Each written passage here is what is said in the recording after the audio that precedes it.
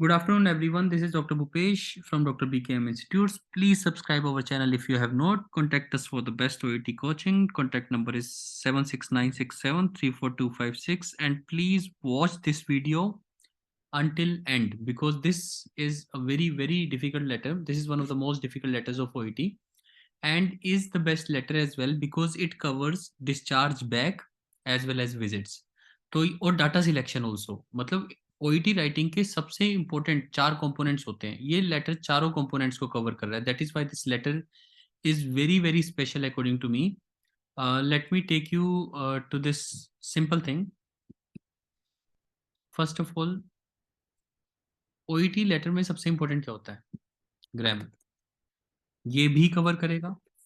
Data selection ये भी cover करेगा. ये लेटर फर्स्ट पैराग्राफ कैसा लिखना है जो डाटा सिलेक्शन का ही पार्ट है, तो ये भी कवर करेगा. Then third point is difficulty कहाँ पे आती है? Visit letter. ये भी कवर करेगा. This letter will cover. So please listen to this video till end. और आप भी 3-4 बार सुनना जो अभी पढ़ रहे हैं. Then discharge back letter. This is a combined letter and will cover everything. So we will take each information step by step so that it does not kind of confuse us, because when it is a cumbersome letter it will. So please अपनी concentration बनाए रखना. I will try my level best to complete it in a very short time, क्योंकि जितना short time होगा उतने ज़्यादा आप interested होगे. So you are the community nurse and you are writing to Suzanne Matthews GP. तो हम community nurse हैं. यानी पहली बात तो I should understand when I am a community nurse what it means कि पेशेंट को कोई ऐसी नॉर्मल प्रॉब्लम है तो पेशेंट मेरे कम्युनिटी सेंटर में आता है. ये कंडीशन हो सकती है. नॉर्मल कम्युनिटी नर्स का काम क्या होता है? कम्युनिटी सेंटर पे मतलब नॉर्मल चीज़ों को डील करना, जैसे मेडिकेशंस को टाइम पे देना या कोई भी एडिशनल प्रॉब्लम्स को खत्म करना. जैसे अगर पेशेंट को कोई वीज़ा की प्रॉब्लम है, वो किसी और कंट्री से आया है, या पेशेंट का हाउस होल्ड चोर्स की प्रॉब्लम है, तो ये सब कम्युनिटी नर्स सोल्व करवा देती है दूसरों को बोल के. डिस्ट्रिक्ट नर्स से बात कर लेती है, सोशल वर्कर से कनेक्ट करवाना, अरेंज करना, ये सब कम्युनिटी नर्स के काम होते हैं. तो वो कम्युनिटी सेंटर होता है, वहाँ पे पेशेंट आके अपनी मेडिकेशंस लेता है, अपनी प्रॉब्लम बताता है. काउंसलिंग का काम भी कम्युनिटी नर्स करते हैं. सो कम्युनिटी नर्सिस के ये सारे काम होते हैं. अगर पेशेंट मतलब सीधा आया तो, या अपना एरिया चेंज किया था इसलिए आपके कम्युनिटी सेंटर आ रहा था. लेकिन दूसरा केस ये हो सकता है जब patient has got hurt badly, यानी कि मान लो कि फ्रैक्चर हो गया. आफ्टर फ्रैक्चर पेशेंट गया हॉस्पिटल, हॉस्पिटल से ठीक हो गया, या हॉस्पिटल से रिहैबिलिटेशन सेंटर में गया. तो ऐसा हो सकता है उसके बाद वो कम्युनिटी सेंटर में आता है फॉलो अप केयर के लिए. तो यानी ये तो पक्का है, अब ये पेशेंट आपके पास फॉलो अप केयर के लिए आ रहा होगा, तो आपको उसके जीपी को लेटर लिखना है और उसके बारे में बताना है. तो ये आज का लेटर है. सो यहाँ से आपको थोड़ा आपको बैकग्राउंड पता होना चाहिए कि कम्युनिटी नर्स के क्या काम होते हैं. सो कम्युनिटी नर्स के ये सब काम होते हैं. आप पेशेंट की मेंटल हेल्थ के लिए वरीड हो. वेट और वूंड ये लो, स्पेसिफिक कर दिया लेटर को. तो आपको 3 पर्पस बता दिया, आपको पर्पस क्या लिखना है. So your purpose of the letter today is mental health of the patient, weight of the patient and wound. So these are the purpose. मतलब ये अब पर्पस है आपका लेटर का. अब तो क्लियर कर दिया उसने. ठीक है. Last visit is always the most important visit as I always say. So last visit क्योंकि पेशेंट की टुडे की कंडीशन होती है. So today patient is coping well. तो अगर मैं लिखूं today patient is coping well and is positive, he is mobilizing independently and wound is also good and there is no sign of infection. यानी patient आपने बिल्कुल ठीक कर दिया. He is eating well but he needs to be monitored, इसलिए हम patient के GP को कह रहे हैं. तो आप अपने पेशेंट को मॉनिटर करते रहना जब भी वो आपके पास आया करेगा. Sutures need to be removed in a week. तो जीपी को बता दिया कि वुंड का ध्यान रखना, सूचर्स 1 वीक पे. और वैसे इस टाइम वो पॉजिटिव है तो इस टाइम पेशेंट को कोई प्रॉब्लम नहीं है.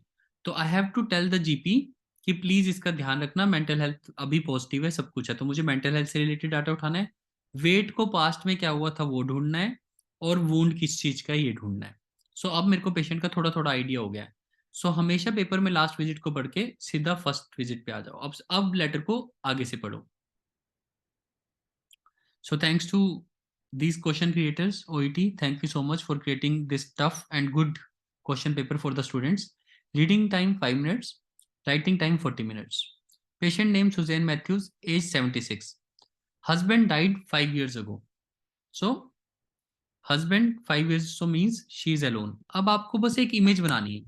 She is alone, alone रहती है. बॉलिंग क्लब मतलब कम्युनिटी ग्रुप्स वगैरह में जाती है, मतलब सोशल है, सोशली एक्टिव है.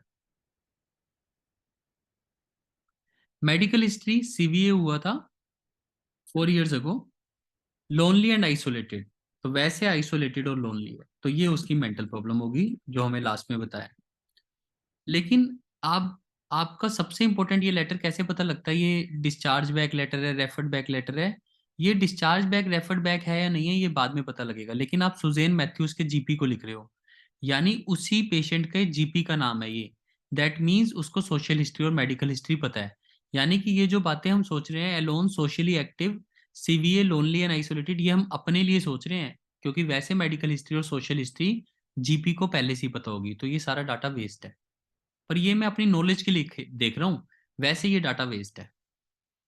2014 में हिप रिप्लेसमेंट हुआ था, हाइपरटेंशन हुई थी diagnosed, 14 years ago non smoker है. तो ये सब बातें जीपी को पहले से ही पता है. 10th को क्या हुआ? 10th को अब प्लीज देखना, अब लेटर इंटरेस्टिंग होता जाएगा, इससे मुश्किल लेटर नहीं आएगा कभी भी. एंड ये क्वेश्चन पेपर जिसने भी बनाया, I am very thankful to those people. Doctor BKM only assures for the best answer sample paper and for the best OET coaching. तो उसी हिसाब से मैं आपको पढ़ा रहा हूँ कि बेस्ट ओईटी कोचिंग और बेस्ट सैंपल आंसर्स कैसे तैयार होते हैं. 10th को पहली बार पेशेंट आया इमरजेंसी डिपार्टमेंट में. एक्सीडेंट हुआ वाइल क्लीनिंग द फैन, तो मतलब अपना फैन क्लीन कर रहा था और पेशेंट गिर गई, सुजान मैथ्यूज गिर गई. नेबर उसको हॉस्पिटल लेके आया. लेसरेशन थी राइट थाई की, ब्रूजिंग थी, ग्रेज लेग्स थी, डिसोरिएंटेड थी. 10 सूचर्स लगे राइट थाई पे. Graze antiseptic and tetanus injection लगाया. एक्सरे क्लीन कर दिया. एक्सरे देखा कुछ भी ब्रोकन नहीं है, तो यानी सिर्फ सूचर्स हुए हैं, 10 सूचर्स, तो लेसरेशन थी जिसके लिए 10 सूचर्स लगाए हॉस्पिटल में. Admitted to hospital for observation. 10th के बाद नेक्स्ट डे 11th.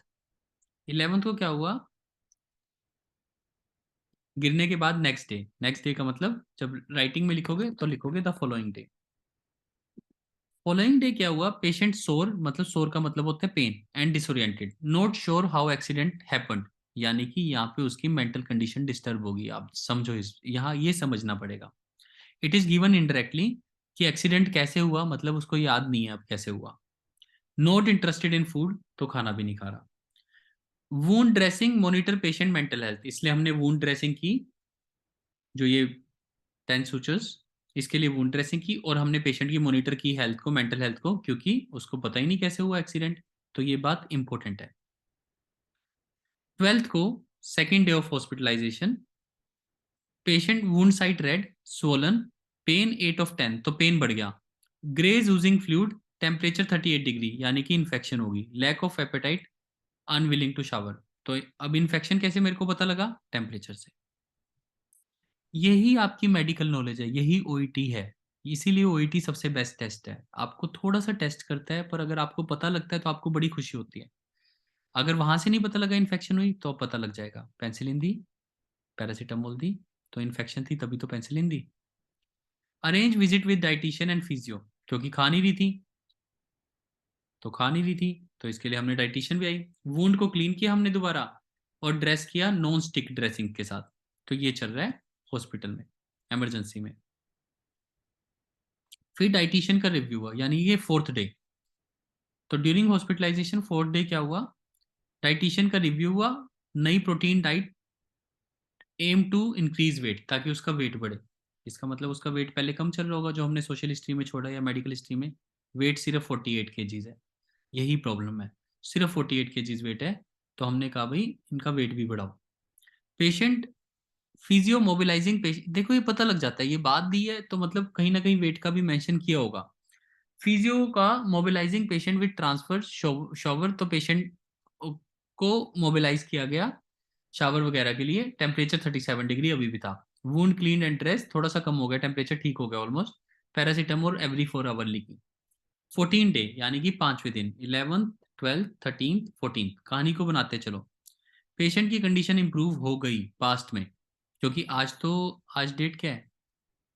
आज तो 20th है, तो यानी कि ये 6 डेज पहले की बात है. 6 डेज पहले पेशेंट की स्वेलिंग रिड्यूस होगी, फीवर ठीक हो गया, पेन कंट्रोल हो गया, सब कुछ ठीक हो गया। तो डिस्चार्ज डेट कह दिया कि आपको कल डिस्चार्ज कर देंगे। तो मेडिकेशन दी, paracetamol as needed, oral penicillin दे दी नेक्स्ट 7 डेज के लिए। Refer to community nurse. अब मैं कंफ्यूज हो जाता हूँ पेपर में। यार मैं तो सोच रहा था मैं हॉस्पिटल में हूँ, पर मेरे पास तो पेशेंट आया ही अब है, इसीलिए ये लेटर सबसे स्पेशल है। यानी जो पास्ट में हुआ ना, वो इतने अच्छे से एक्सप्लेन करने की जरूरत नहीं है। आप सिंपली ये बता सकते हो कि the patient was referred to us from hospital after 6 days, या after 6 days of treatment.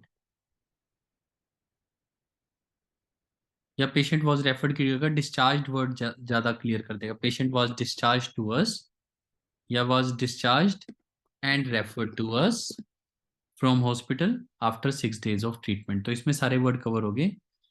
Treatment किस चीज की, वो उससे पहले लिख देंगे कि द पेशेंट वॉज एडमिटेड। क्यों एडमिट हुआ था? Due to falling while cleaning bed, she was found with passive voice. वो पाई गई, ये मैं आपको हमेशा कहता हूँ टेंसेज। शी वॉज फाउंड, वो पाई गई हॉस्पिटल वालों के द्वारा। She was found with lacerations and bruising.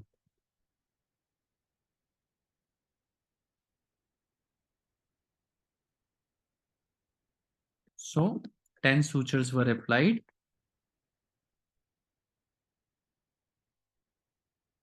and she got infection, and after that she got infection, मतलब और उसके बाद एंड आफ्टर दैट ये वर्ड लिख देते हैं। आफ्टर दैट उसको इन्फेक्शन हो गया था, या ड्यूरिंग हॉस्पिटलाइजेशन वर्ड भी यूज कर सकते हो कि हॉस्पिटल के दौरान उसको इन्फेक्शन हो गया था।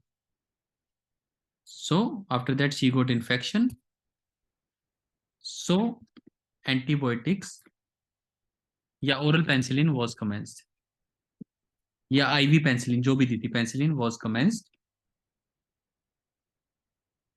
ना commenced. So on 16th, on 15th, sorry 15th को, नवंबर को, she was discharged and was refer to us. अब ये लाइन बिल्कुल सेम जा रही है। सो अब ये स्टोरी बनी है, अभी तक की स्टोरी है। इससे बेटर कैसे लिखना है वो मैं आपको सिखाऊंगा, लेकिन आपके मन में ये स्टोरी बननी चाहिए। पेशेंट एडमिट हुआ था, एडमिटेड टू इमरजेंसी डिपार्टमेंट। ये लो, ये भी वर्ड क्यों छोड़ना है, why to leave this word. So this is how you make an interesting story. Beautiful. This is the original story, आपके जो मन में चलनी चाहिए, आपके दिमाग में ये चलनी चाहिए, ये इमेज बननी चाहिए पेशेंट की। This is the image. गिर के आई थी, लेसरेशंस थी, 10 sutures were applied, sorry, grammar mistake, need to be taken care of, and after that she got infection, so oral penicillin was commenced on 15 November after commenced, और उसके बाद वो better होगी, and as a result her condition got improved। तो condition ठीक होगी, then she was shifted to, on 15th she was discharged and referred to us from hospital after 6 days of treatment। तो आपके पास कब आई? 16th को। So on her first visit, आप ऐसा word भी यूज कर सकते हो, ऑन हर फर्स्ट विजिट, यहाँ पे ब्रैकेट में लिख सकते हो। स्पेलिंग्स के लिए प्लीज मुझे फॉरगिव कर देना। तो मेन चीज मैं आपको जो सिखा रहा हूँ, 16 नवंबर को, ऑन हर फर्स्ट विजिट 16 नवंबर को, patient was Moody and lonely. अब मुझे जो भी डाटा सिलेक्ट करना है, अब मैंने पेशेंट का बैकग्राउंड दे दिया कि मेरे पास कैसे आई थी, कि भाई मेरे को हॉस्पिटल वालों ने दिया था। तो मैं इस पेशेंट को, आपकी पेशेंट आपको तो पता ही है, लेकिन यहाँ पे जीपी को सब कुछ पास्ट में बताना पड़ेगा, क्योंकि जब पेशेंट को चोट लगती है फॉरेन कंट्रीज में, अगर वो जीपी के पास जाने की बजाय सीधा इमरजेंसी डिपार्टमेंट में गई, तो उसके जीपी को ये सब पता ही नहीं था ये सब इंसिडेंट हुआ है। तो उसके बाद इमरजेंसी डिपार्टमेंट वालों ने हमारे पास भेज दिया कम्युनिटी सेंटर में। अब हमने क्या सर्विस दी थी, पेशेंट जब हमारे पास आई तो वो डाइट रेजीम नहीं फॉलो कर रही थी, मोबिलाइज वेल कर रही थी विद फ्रेम, तो अपने आप चल भी नहीं पा रही थी, फ्रेम के साथ चल रही थी, मुड़ी थी। रेगुलर पैरासीटामोल दी हमने, वुंड को क्लीन किया, एंटीसेप्टिक सॉल्यूशन लगाया, पेशेंट को मील्स ऑन व्हील्स दी और घर की केयर दी हमने। घर पे केयर, डोमिसिलरी का मतलब होता है घर केयर, तो डोमिसिलरी केयर दी। Referred patient to social worker, देखा मैंने आपको कहा था ना कम्युनिटी नर्स ये सब काम करते हैं। रेफर लोकल सपोर्ट ग्रुप के लिए हमने कहा पेशेंट का मन लगाओ। सो पेन गोट कंट्रोल्ड, ये मैं हमेशा कहता हूँ, हमेशा एक्टिव में लिखो जो चीज अपने आप ठीक होती है। पेन गोट कंट्रोल्ड, कभी भी पेन वॉज कंट्रोल्ड मत लिखो, ये पैसिव बन जाता है हमारे द्वारा कंट्रोल किया गया। पेन अपने आप कंट्रोल होता है, ये ऑटोमेटिक प्रोसेस है। पेन गोट कंट्रोल्ड, कोई एक्सीडेंट नहीं था, यानी पेशेंट बेटर होता जा रहा है। पेशेंट ने खाना खाना भी शुरू कर दिया, मूड भी बेटर हो गया, और हमने वुंड को खुला छोड़ दिया। पेशेंट आज पॉजिटिव है, सब कुछ ठीक चल रहा है, तो हमने पेशेंट को ठीक कर दिया। डॉक्टर साहब जो आपकी जान पहचान का पेशेंट है वो हमने बिल्कुल ठीक कर दिया है। अब आपको उसका ध्यान रखना है। हम आपसे फॉलो अप केयर मांग रहे हैं, रिक्वेस्टिंग फॉलो अप केयर। अब देखो, अब लेटर को ना प्लीज पहले अपने मन में बनाना, अब देखना लेटर कितना आसान हो जाएगा। मैंने कहा था थोड़ा मुश्किल होगा पढ़ने में, पेपर में भी इस लेटर को पढ़ने में 10 मिनट्स लगेंगे। मैंने आप सबको समझाया है इसलिए ज्यादा टाइम लगा है, लेकिन अब देखना मुझे लिखने में कितना, अगर मैं लेटर को अच्छे से समझता हूँ ना तो लिखने में देखना कितना कम टाइम लगेगा। अब प्लीज मेरे साथ साथ रहना और टेंसेस देखते जाना। ये लेटर मेरे द्वारा लिखा जा रहा है, is being written present continuous. This letter is being written by me regarding Mrs Matthews, जो भी होगा, या मिसेस सुजैन मैथ्यूज, जो भी सेकंड नेम है Matthews, who fell while cleaning her bed, या her while cleaning her fan, जो भी है वहां पे। अगेन ये डाटा अगेन मैं आपको लिखना सिखा रहा हूँ बस। Fell while cleaning her fan and was admitted in the emergency department. There मतलब वहां पे, देयर का मतलब हॉस्पिटल में, emergency department. There she was found with lacerations and bruising। अब कनेक्टर लगाओ, for which 10 sutures were applied।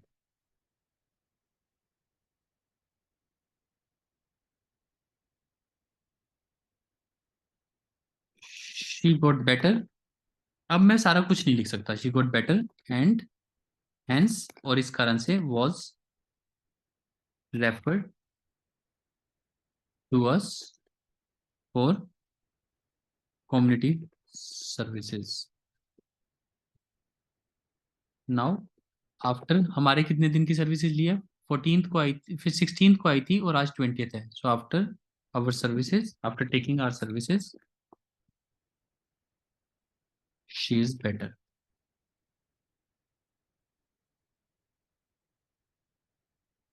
But she needs follow up care.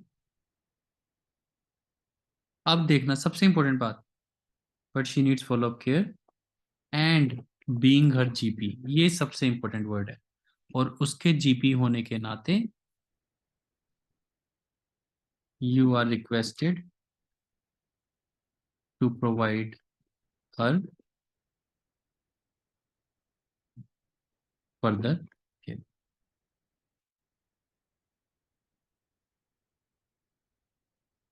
तो मैं यहाँ पे ये नहीं कह सकता जीपी को कि, क्योंकि जीपी का डेजिग्नेशन हमारी कम्युनिटी से बड़ा है, तो आफ्टर टेकिंग अवर सर्विसेज वो बेटर होगी है, but she needs follow up care, उसको अभी भी, बट शी स्टिल नीड्स, उसको अभी भी फॉलो अप केयर चाहिए। या फॉलो अप केयर की जगह लिख सकता हूँ follow up care and monitoring. Monitoring is a better word, क्योंकि जीपी को जो करना है वो मॉनिटर करना है, केयर तो हमने प्रोवाइड कर दिया, तो केयर से ज्यादा अच्छा वर्ड रहेगा मॉनिटरिंग।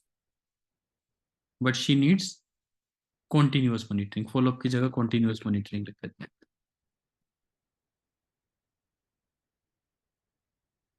कॉन्टिन्यूअस का मतलब जो अभी तक चल रही थी, ये बेटर हो जाएगा। But she need still need continuous monitoring, और being her GP you are requested to provide हर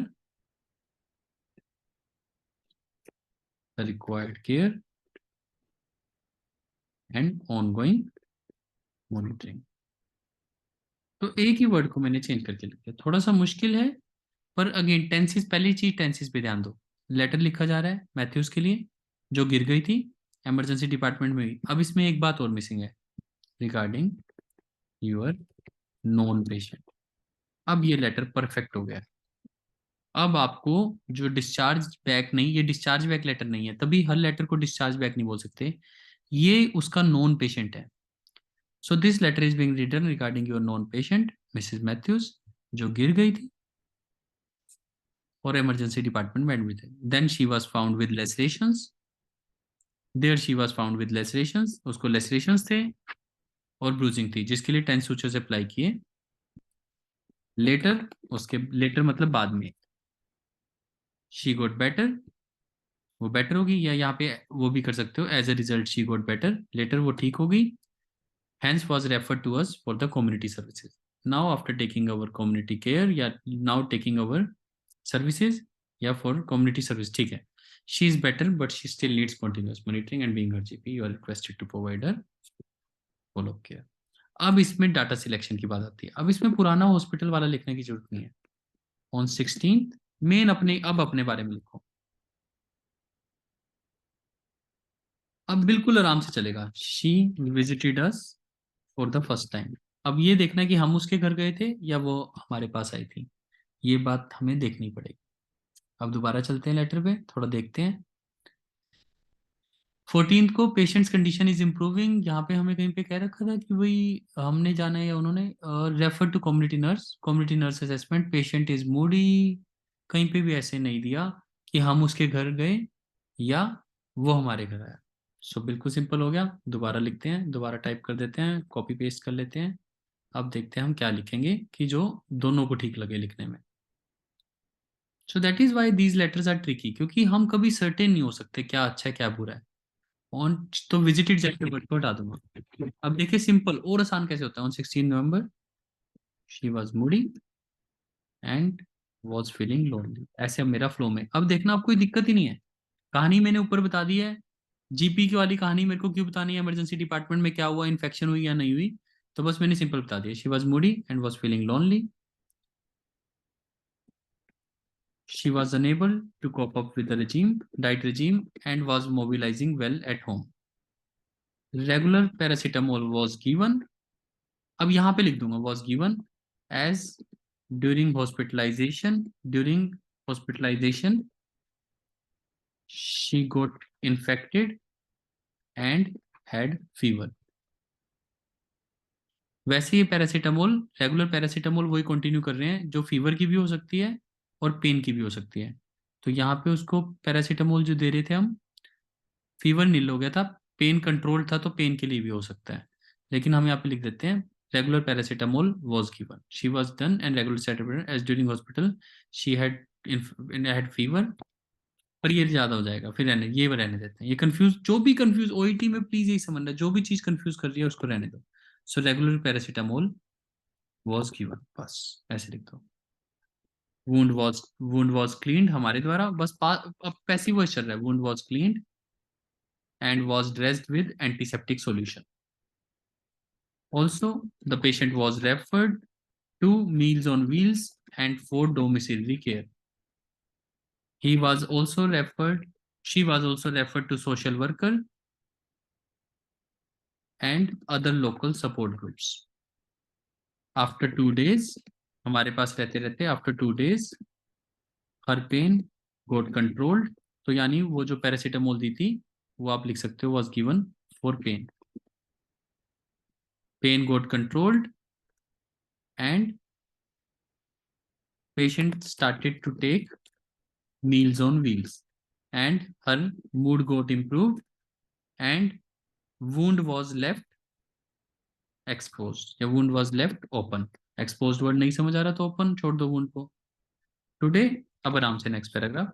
तो ऐसे कहानी आराम से चलती है, जितना इजी लिखोगे उतना बेटर है। Today she is कॉपिंग reasonably well and is more positive, ये वाला लिख रहा हूँ। She is mobilising independently and wound is good and there is no sign of infection. She is eating well and needs to be monitored and sutures need to be removed within a week. ये वाली दो लाइनें जो है last वाली, बस ये लिख देते हैं eating well, she is eating well. So now she is being, यहां तक लिखना है she is eating well. Now she is being referred to you as she needs to be monitored and she needs to be monitored. Also, her sutures need to be removed. So, being her GP, so being her GP दो बार लिखनी हो जाए.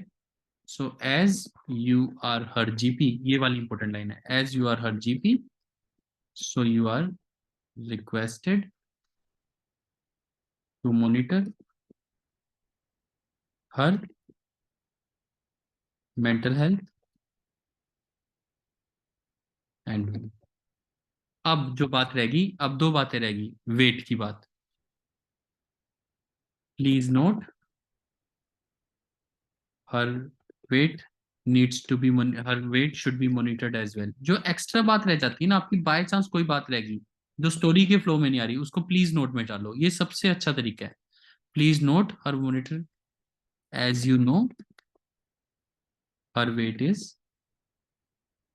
Only 47 kgs या 48 kgs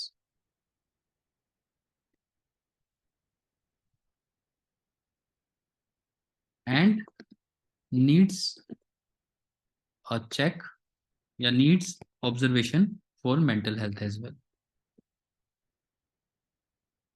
बस यहाँ तक हमने की मेहनत. अब जब पेपर में आपका ऐसा तैयार हो जाएगा, आपकी बिल्कुल क्लीन शीट होगी. मैंने सारा डाटा लिख दिया है. अब बिल्कुल क्लीन शीट पे हम लेटर को पढ़ेंगे कि मेरा लेटर बना कैसे है. तो जहां पे भी कमी होगी वहां पे आप एड ऑन और सब्सट्रैक्शंस करोगे, यानी कि इसे बोलते हैं प्रूफ रीडिंग. अब लास्ट में लेटर देखते हैं कैसे बना है. This letter is being written regarding your with who fell cleaning her fan and was admitted in the emergency department. There she was found with lacerations. बिल्कुल ठीक बना है. Later she got better, तो हमारे पास आई थी. Now after taking our services but still needs continuous monitoring and being her GP. और ये तो बिल्कुल ठीक बना है. On 16 November she was feeling mournly, या फिर on 16 November, on 16 November she was moody and was feeling lonely. She was this. Regular paracetamol was given for pain. Wound was cleaned and this was done. Also the patient was given this and this. He was in. After 2 days, अगर इसको अलग करना है तो एक paragraph और बना सकते हो छोटा सा, नहीं तो इसको मिक्स लिखो.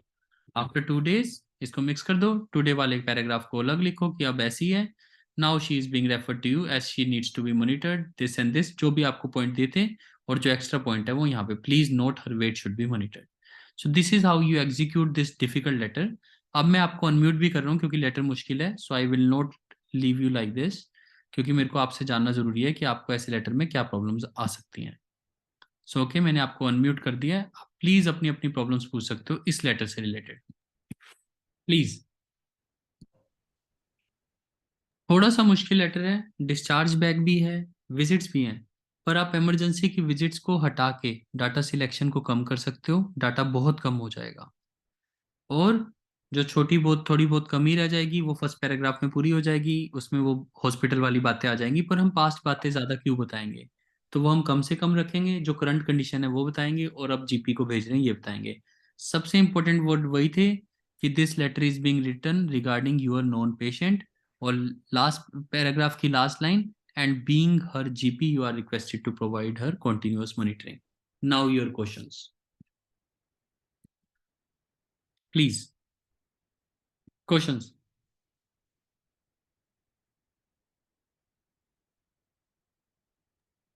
सर जैसे आपने लास्ट लाइन पे मेंशन किया है ए यू नो, ਇਹ ਸੀ मेंशन ਆਪਾਂ ਲੈਟਰ ਵਿੱਚ नॉर्मली मेंशन कर सकते इतना? नहीं, कभी भी नहीं. एज यू नो का मतलब होता है जैसा कि आप जानते हो कि उसका वेट 48 केजीज है. तो अगर जीपी, अगर फैमिली जीपी है मतलब पेशेंट का ही जीपी है, तो उसके उसके नोट्स में होगा पहले से ही कि इस पेशेंट का वेट इतना है. नहीं तो अदरवाइज कभी नहीं लिख सकते. नहीं तो नॉर्मल लिखोगे please note her weight needs to be monitor as her weight is 48 kg. तो यू एज यू नो नहीं लिखोगे, ओके बस सर, ऐसे थैंक यू। लिखोगे please note her weight needs to be monitored as her weight is 48 kg. As you know मैं marks लेने के लिए डाल रहा हूँ ताकि मैं एग्जामिनर को ये बता सकूं कि मुझे पता लग गया ये फैमिली जीपी है. Okay sir.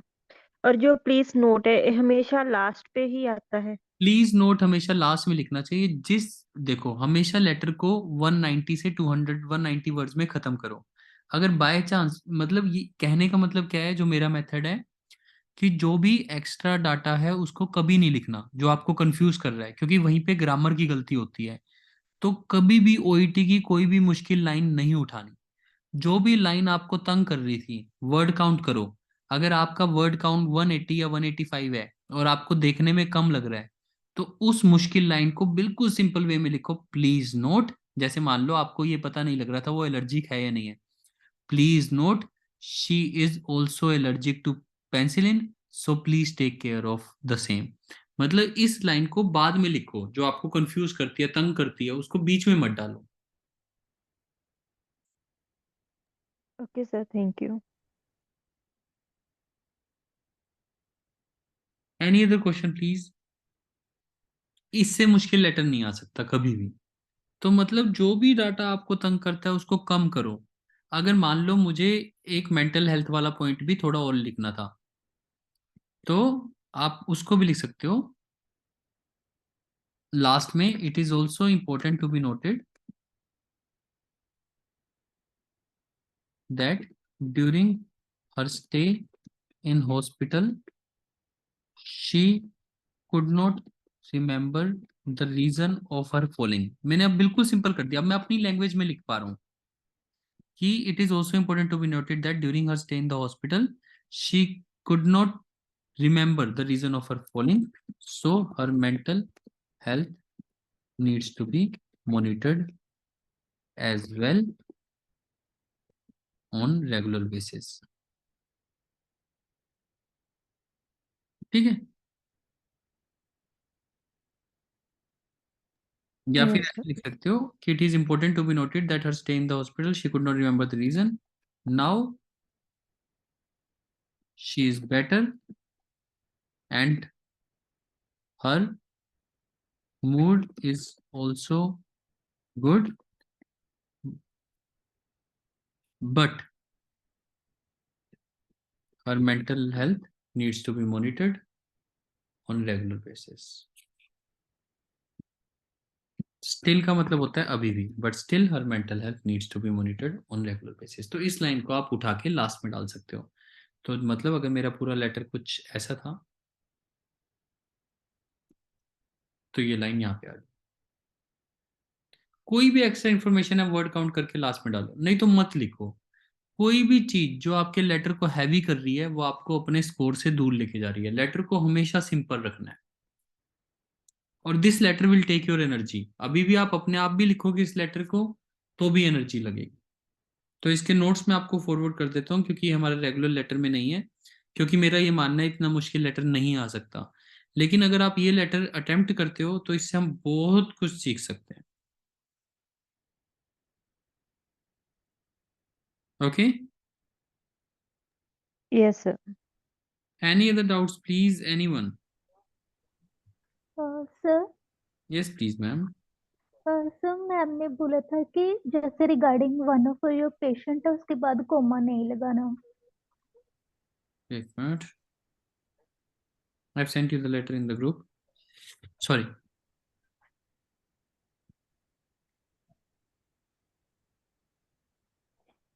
मैम, वैसे तो लगाना चाहिए पर इतनी बड़ी गलती नहीं है। मतलब लगाना चाहिए। अगर नहीं भी लगाते, वैसे नेम से ओके। पहले मतलब आप ऐसा कहना चाहिए regarding one of your known patients Mrs Matthews लगना चाहिए मैम। Yes okay sir. ऐसे लगेगा।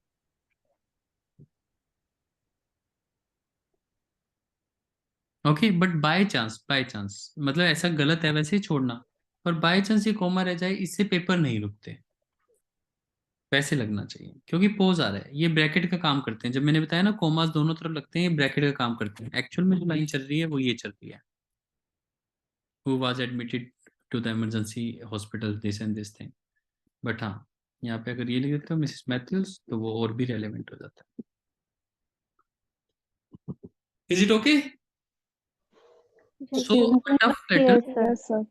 a tough letter obviously will take lot of energy, but is worth it to learn. I have forwarded the notes of this letter to you so that you can spend time with it, and आप खुद अपने आप लिख के देखना, would be good on you. Is it all good? तो ये Yes, distance को भी कवर करेगा और आपके विजिट लेटर को भी कवर करेगा कि जो डरा रहा है आपको, जो भी विजिट बड़ी हो रही है उनको छोड़ सकते हो। अगर एक दो बातें आप हॉस्पिटल की लिख भी देते हैं तो भी ऐसा नहीं है पेपर रुकेगा, एक दो बातें लिखने से भी कोई फर्क नहीं पड़ता।